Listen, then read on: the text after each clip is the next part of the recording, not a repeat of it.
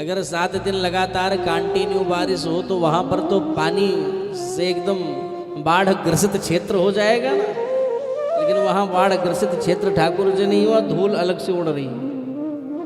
बोले इतना पानी गया कहाँ? बोले सारे पानी की व्यवस्था कर दी थी भगवान ने, इसलिए धूल उड़ रही है वृंदावन में। इंद्र ने जब भी देखा तो धूल उड़ रही है तो आश्चर्य में पड़ गया, ये हो क्या रहा है?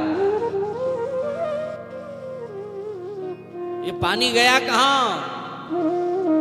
अच्छा एक घटना बताऊं आपको, ये पानी कहाँ गया मालूम? क्यों कटीली वालों, मालूम है नहीं मालूम? ये पानी जानते हो कहाँ गया जो वृंदावन में 7 दिन बारिश हुई? त्रेता युग की बात है, जब राम जी आए थे ना,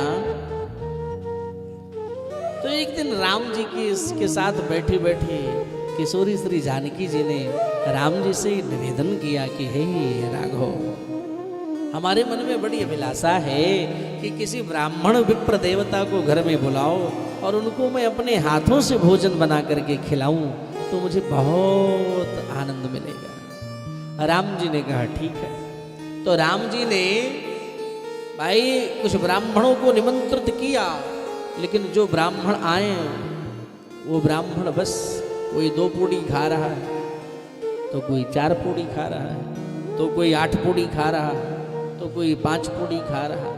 तो महारानी जानकी श्री किशोरी जी को ये अच्छा नहीं लग रहा।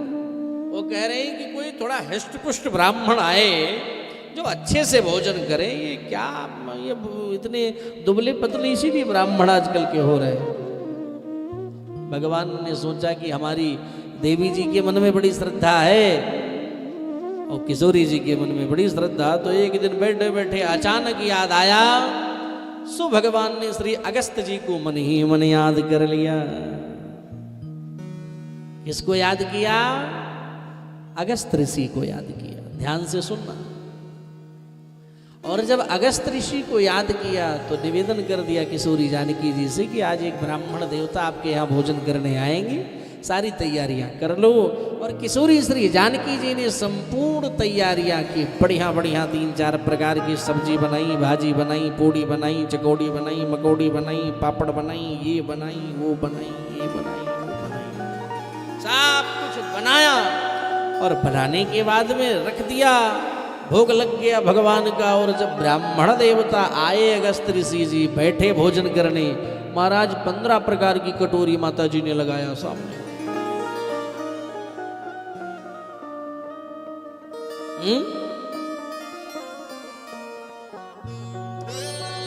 अब अगस्त जी भोजन देख रहे हैं, फिर राम जी को देख रहे हैं, फिर भोजन पर दृष्टिपात कर रहे हैं, फिर राम जी को देख रहे हैं।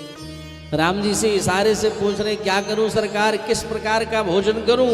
तो राम जी ने इशारा कर दिया जरा अच्छे से भोजन करना। अब क्या पूछना है? अगस्त जी ने 1-2 मिनट नहीं लगा, वो सारा भोजन साफ। बड़ी प्रसन्न हुई माता जानकी जी, फिर दौड़ी भागी गई, सब लेकर के आई, फटाफट परोस रही है फटाफट। और अगस्त जी फटाफट खाए जा रहे हैं। यानी 1 घंटे में जितना रसोई में भोजन था, सारा भोजन अगस्त जी ने साफ कर दिया। फिर भी कह रहे हैं लाइए भोजन। अब तो माता जानकी परेशान हुई, आया तो नहीं आया, और आया तो ऐसा ब्राह्मण आया कि आज कोठार में भी कम पड़ जाएगा।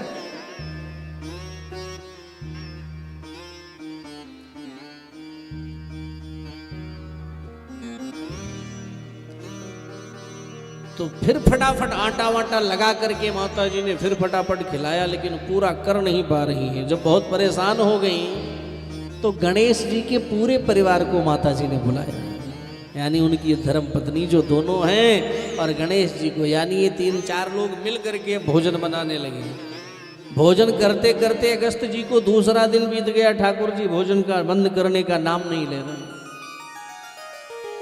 तीसरा दिन बीत गया भोजन करते करते, यानी रिद्धि सिद्धि गणेश जी सबके सब परेशान हो गए कि महाराज जी क्या हो रहा है। राम जी बैठे बैठे मंद मंद मुस्कुरा रहे हैं कि वाह, आज इनको मालूम चलेगा। ब्राह्मण ढूंढ रही थी। महाराज भोजन करते करते जब 5वां दिन आया तो किशोरी जानकी जी कह रही है, अरे बीच में पानी तो पी लो महाराज। तो अगस्त जी कह रहे हैं, अरे बीच आए तब तो पी लूं, अभी तो किनारे की छोर पे खड़ा हूं, बीच तो आया ही नहीं है, बीच आए तो। अच्छा कभी कभी लोग डर जाते हैं, महाराज जी कितना खाता है। कहीं पर जाओ तो अगर 2-4 बार भोजन मांग लो तो ज्यादा खाने लगो तो लोग उस पर टिप्पणियां करते हैं, लोग बहुत खाता है। लेकिन एक बात बताऊं कि व्यक्ति उतना ही खाता है, व्यक्ति उतना ही खाता है कि जितना उसका खाता है। व्यक्ति उतना ही खाता है कि जितना उसका खाता है। इसलिए घबराना नहीं चाहिए। महाराज ऐसे करते करते 15 दिन तक कंटिन्यू भोजन हुआ श्री अगस्त जी का। जब सब लोग अस्त व्यस्त हो गए तब राम जी ने इशारे से कहा, बाबा शांत हो जाइए, क्योंकि इन लोगों की परिस्थिति हम देख चुके हैं। अब अगस्त जी बोले, भैया लाइए जल पिलाइए। तो बोली, अब जिस हिसाब से भोजन हुआ है उसी हिसाब से जल भी होना चाहिए महाराज। अरे 15-20 दिन तो जल भी पीने में आपको लगेगा। तो राम जी समझ गए इतनी व्यवस्था कर नहीं पाएंगी। तो राम जी ने कहा, देखिए अगस्त ऋषि, इस त्रेता में हमने आपको भोजन कराया है और द्वापर में जब हम आएंगे तब हम आपको पानी पिलाएंगे, तब तक आप इंतजार करिएगा। और वही जब द्वापर आया और देवराज इंद्र ने बारिश किया तो भगवान ने अगस्त ऋषि को याद किया कि प्रभु आइए और इस जल वृष्टि के संपूर्ण वृष्टि का पान आप करिए। तो संपूर्ण जल को तो श्री अगस्त ऋषि जी ने पी ली, तो फिर वृंदावन में तो धूल उड़ना ही उड़ना है। चलिए ये तो एक कथा थी जो हुआ, लेकिन वैसे भी एक चीज का ध्यान देना चाहिए कि व्यक्ति को भोजन ज्यादा नहीं करना चाहिए। ये प्रयास करना चाहिए कि कम से कम भोजन हम करें। महाराज ऐसा क्यों? क्योंकि ज्यादा भोजन करने वाले को भी दारिद्र कहते हैं। ज्यादा भोजन करने वाले को भी दारिद्र कहा जाता है। असंतुष्ट व्यक्ति को भी दारिद्र कहा जाता है, लेकिन ज्यादा भोजन करने वाले को भी दारिद्र कहा जाता है। इसलिए सावधान भाई, दरिद्रो या असंतुष्टो, जो असंतुष्ट है वही दारिद्र है, ऐसा विवेचन किया गया कि जो दरिद्र है वही जो असंतुष्ट है। असंतुष्ट का मतलब कि घर में सब बहुत कुछ है, करोड़ों की संपदा है, अरबों की संपत्ति घर में है, घर से बाहर तक चल अचल संपत्ति मिला करके फिर भी हाय हाय हाय हाय कर रहे हैं। बेटा भले ही 5 लाख रुपए की मोबाइल चलावे, उसको रोज फोड़ दे, लेकिन कोई दिक्कत नहीं है। लेकिन अगर कहीं दान देना होगा तो 10 रुपए को ऐसे लपेट कर धीरे से डालेंगे वो कि कोई देख ना ले। 10 रुपए की नोट को महाराज वो ऐसे मोड़ेंगे, कुछ देर हाथ में पकड़े रहेंगे कि हाथ से भी पसीने निकलने लगते हैं।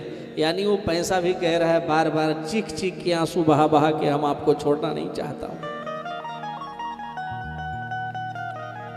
ऐसे धीरे से डाल देंगे। ऐसा नहीं, मैं देखता हूं कि महाराज 250-250 करोड़ की संपत्ति है हमारे कुछ जानने वालों के पास,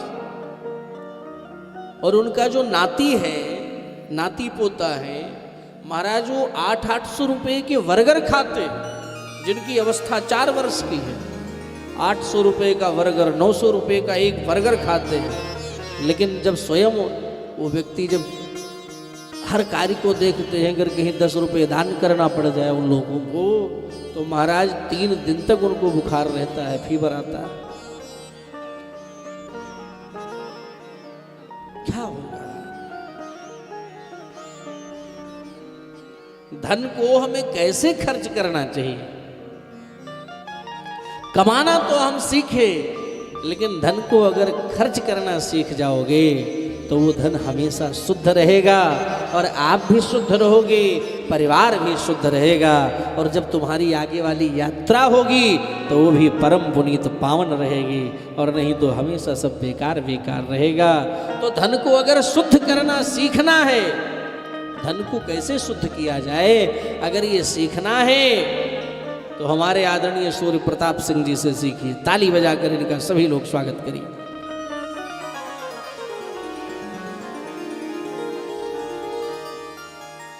धन को इस प्रकार से शुद्ध करना चाहिए।